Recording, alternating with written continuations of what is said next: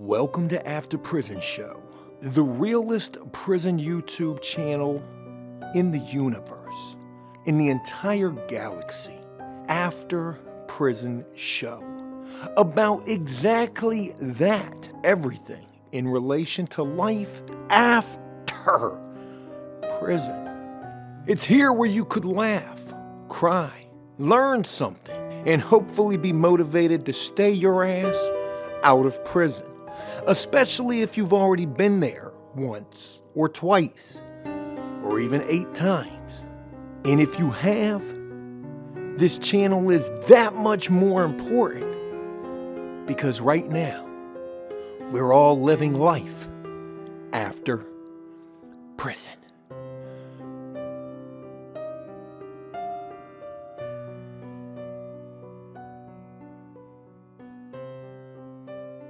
Hey, what's going on, everybody? Welcome to After Prison Show, and today I want to kind of continue with the premise from the very last video, the worst place I ever lived after prison. There's a reason why I shared that video with you guys, and that's because, when you come home from prison, there is a lot of different things that stand in an individual's way of finding success out here for themselves. Finding employment, staying sober and clean, staying away from any type of negative influences or people from your past, and most importantly, a stable living environment.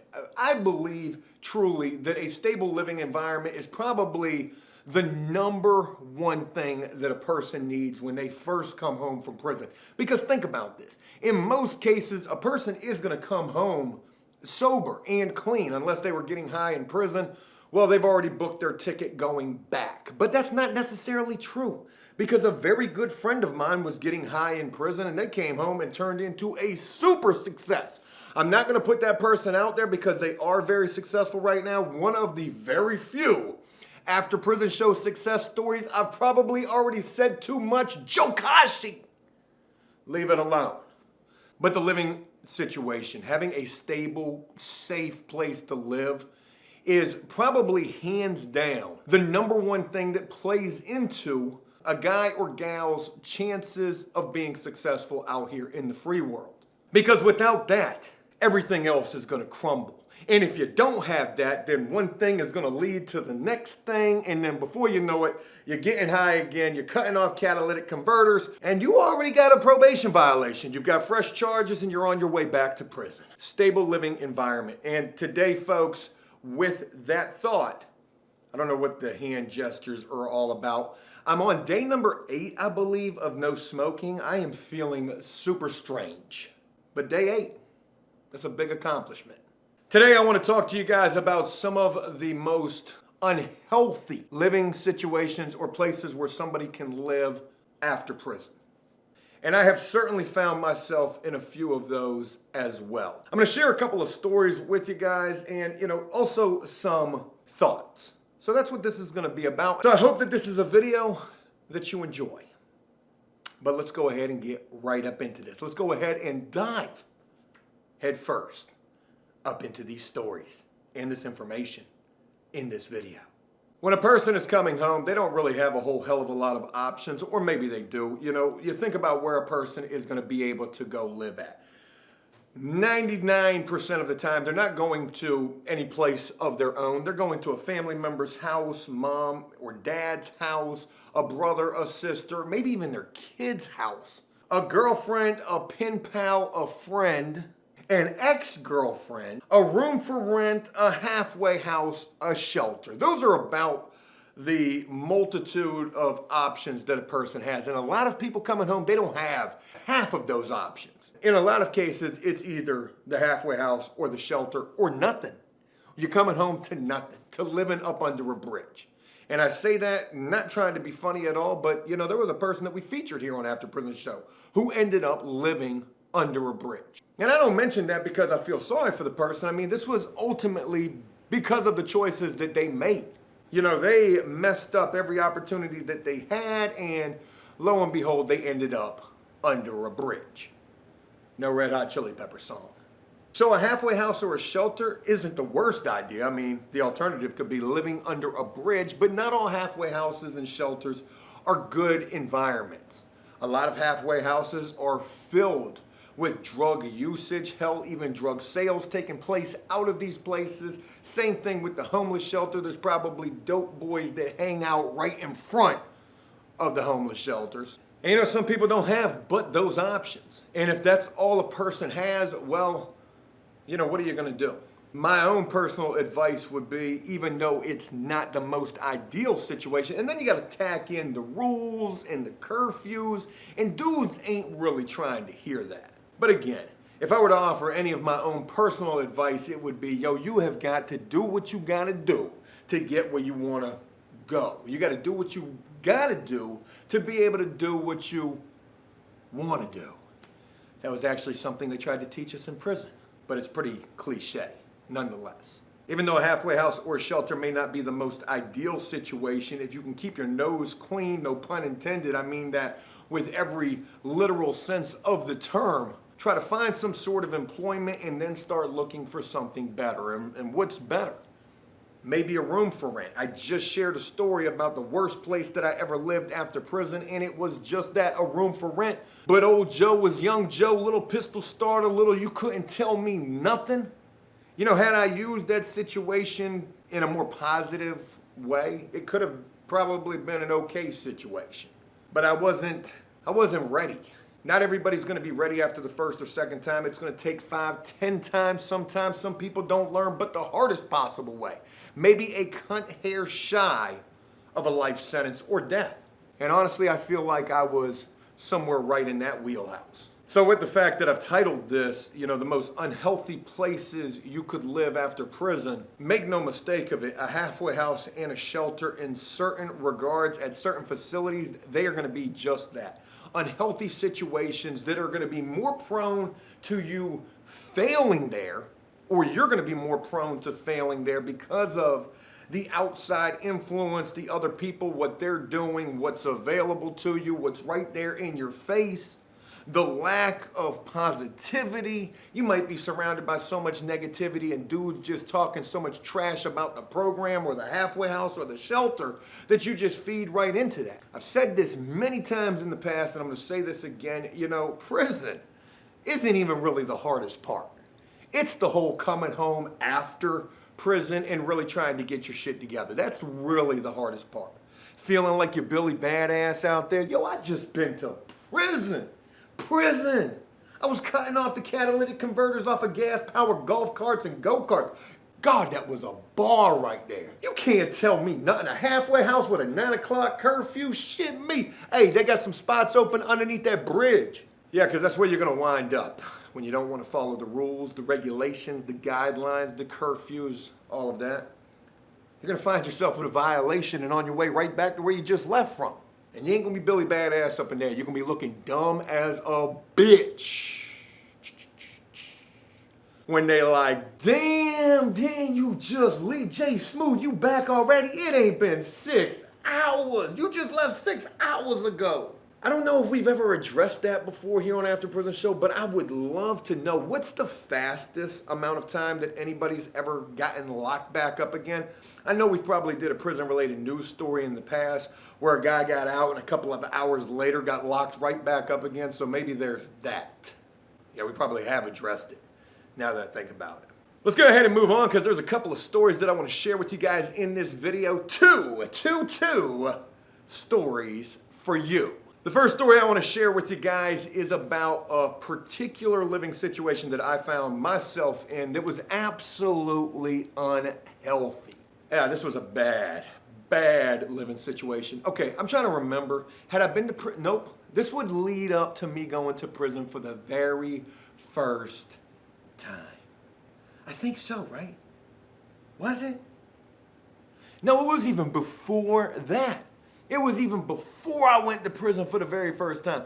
I think, if I can remember correctly, I think this was during my second violation, and I would only end up getting 6 months. 6 months for my second violation. I believe it was somewhere right around that time.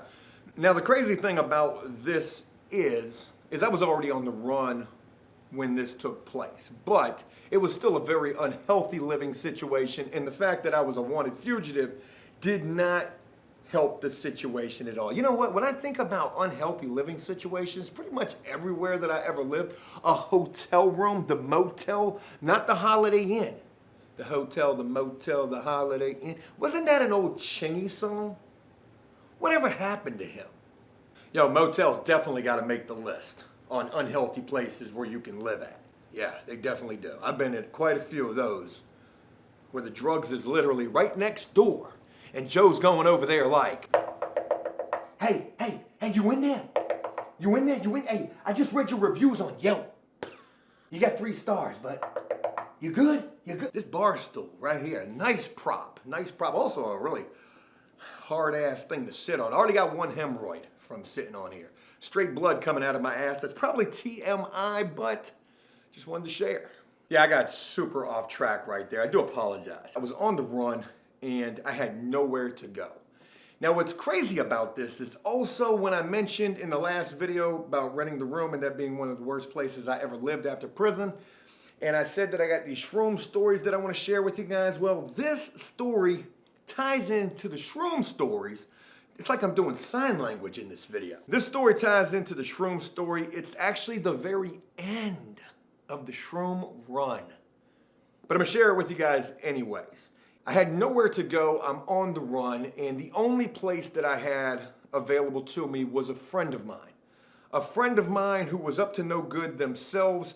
They were living with a girlfriend of theirs, and from time to time, I would end up going over to this person's house and just sleeping in like their driveway because we had nowhere to go. We were between hotel rooms or, yeah, for the most part, we were between hotel rooms or between different locations where we were at. But I remember a couple of different times, like I would just pull up and sleep in their driveway. And the first time that I ever did this, I never called and told them I was gonna do this. I just did it, and the next morning, my friend came out, knocked on the window, and say, hey, Joe, you know, it's cool. You know, you can sleep here anytime that you want to. And if you ever need a place to go, you can come here. Now, even though this friend was up to no good whatsoever, you know, when you're out there ripping and running, you're on the run. When you're out there up to no good, you'll realize pretty quickly that you ain't got no bridges left to burn. You might be living under one, like we had mentioned earlier. But the fact that this guy said that I could come stay with him, you know, that was a really nice gesture. The only nice gesture that I had left, I felt like. But anyways, long story short, I would end up living with this guy. I would end up just showing up one day like, hey, I ain't got nowhere else to go. I don't even have a ride anymore. Like, it's all blown up in my face. It's almost over. It really was. I'll be sharing this story again in the future with a lot more details to it. But I ended up here. My friend wasn't there, but his girlfriend was there, and she said, yeah, you know, Johnny, we'll just call this guy Johnny for the sake of the story, said that anytime you needed a place to stay, you could come here. He told me to make sure that you knew that. He hasn't been here in 3 days. I honestly don't know where he's at, but you can stay here. I felt super uncomfortable staying at this place when my friend wasn't here. I had no idea what was really going on with my friend, except I kind of had a little bit of an idea. But I stayed there nonetheless. While I was staying there, the girlfriend would talk to me. Hey, I really hope Johnny's okay. Oh yeah, I'm sure he's fine out there. I actually knew exactly what was up with Johnny. Johnny was out there getting high.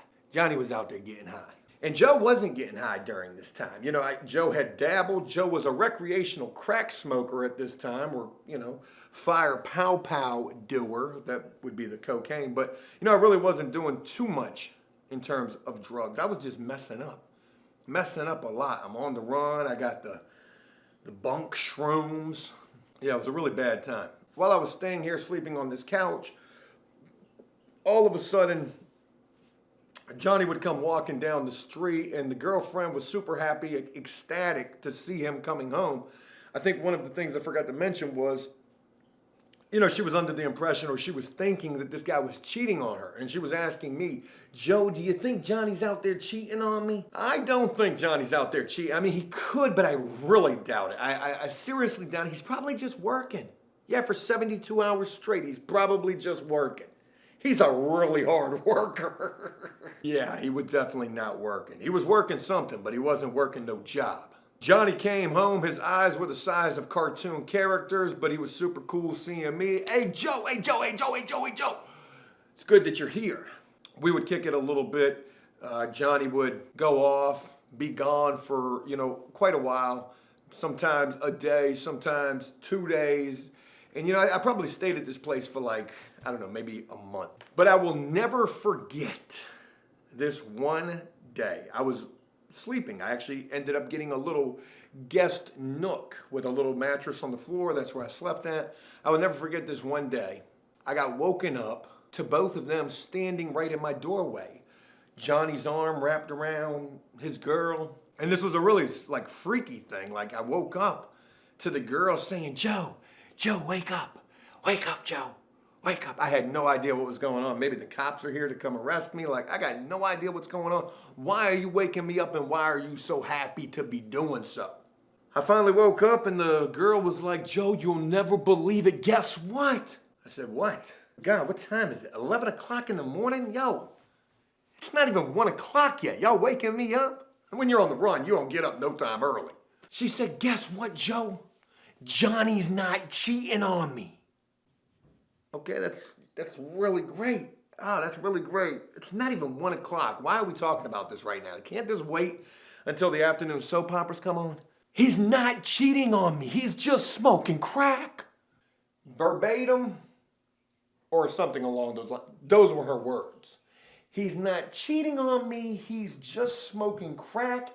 And she was happy about this. She had no idea about drug usage and what these drugs will do to your life. She had never been involved in this type of a lifestyle. How she ended up with Johnny, I'll never understand, but she did. They were in love. And as she was telling me this, he's not cheating on me. He's just smoking crack.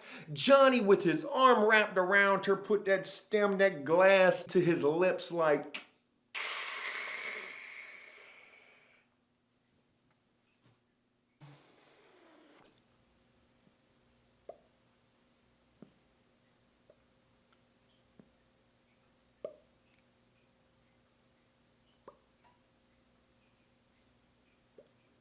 you ever watched a goldfish breathe?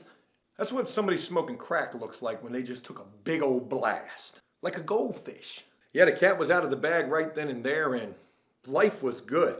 It was almost like the end, like they lived happily ever after. She realized he wasn't cheating, he was just smoking crack.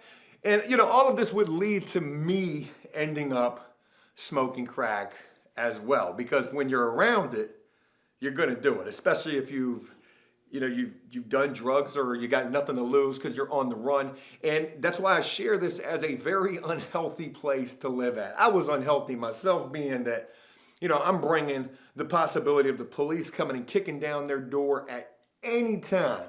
And then the situation was just already unhealthy with the active drug use that was taking place there. I would end up getting locked up a little while later. I wouldn't get locked up right there at the house. I would get locked up right down the street at the gas station. And I don't know whatever became of them. I really wish that I did know. Johnny is a guy that I've known for many, many years, since I was 17 years old. He has been in and out of trouble many different times. I've ran into him in jail. He's currently locked up right now. I just ran into him not too long ago before he got locked up at the Lowe's near the First Flip House. And, he wasn't looking very good during that time, unfortunately. Great guy, but just can't get out of his own way in relation to addiction. Very sad situation, but also a really unhealthy living situation as well. This final story that I want to share with you guys is only this final story, but this one's really good. This took place while I was locked up. I was in the jail. I wasn't even in prison during this time, but, in the jail, I think it might have even happened during those 6 months that I got for that probation violation, my second violation. And, we've talked about the phones, we've talked about relationships, we've talked about Jody while you're locked up. Well, all of those things are part of this story right here in a really unhealthy place to go live in after you've been locked up. There was this young kid that was in there with me, or some kind of, I don't want to call him like a nerd or a dweeb or something like that. I can't remember exactly. He was just whack. I guess is the best way that I could put it. He was just a whack-ass dude. And I think the thing that made him whack was what was going on in his personal life that he was sharing with everybody. You know, here was a guy who was able to get on the phone, call home. You would imagine that he was talking to his girlfriend, and you're partially right with that. He was on the phone almost every day, except he wasn't talking to his girlfriend. He was talking to his now ex-girlfriend. You know, she had left him while he was locked up, but they still remained on good terms. He was still able to call, and I think Jody was putting money on the phone. I can't remember exactly. But not only did this girlfriend of his leave him, you know, she also got into a relationship with another guy, and that happens so many times. When you got a relationship and then you go get locked up, you know, that just happens. It's happened to me, it happens. Has it happened to you? If it's happened to you, leave a like on this video if you've ever been left while you're locked up. That's a real tough cookie to swallow. It's like trying to put a whole Oreo in your mouth and just swallow it without one chew. It'll probably choke you to death.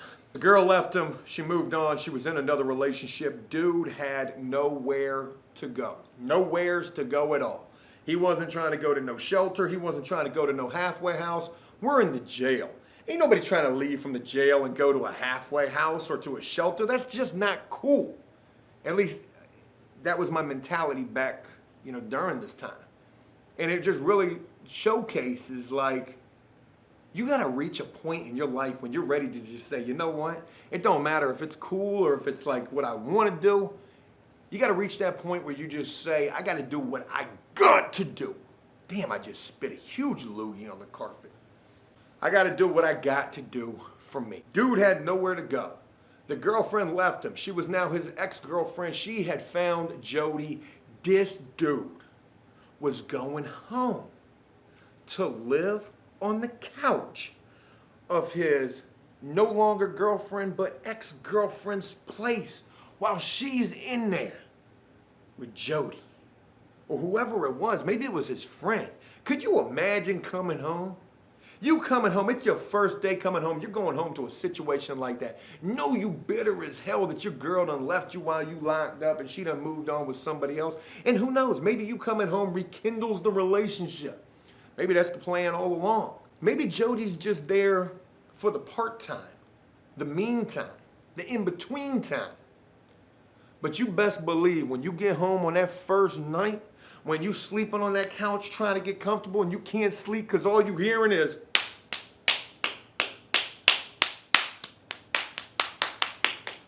Jody gonna let you know whose house you up in. I can't imagine that would be a good situation. Seems like a pretty unhealthy one to me. I don't know necessarily what happened to dude when he got out. I wish I could tell you.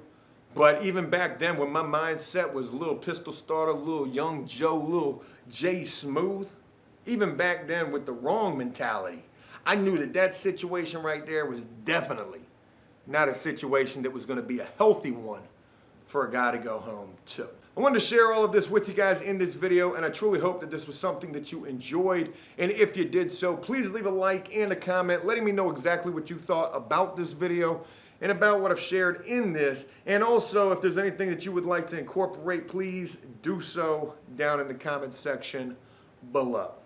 As always, until next time, enjoy life, the free world. Never take a moment for granted and make the most of every day. Peace!